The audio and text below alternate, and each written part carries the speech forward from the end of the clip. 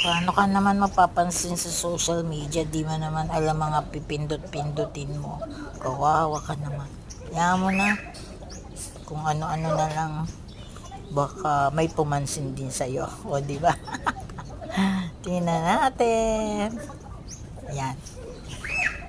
Exercise ka na lang. Para pumayat ka. Stop your diet, come on, do it for me. Exercise pa mo. I love you round, round, round, round, cause you're so sexy. Baka dito ka pa umangat.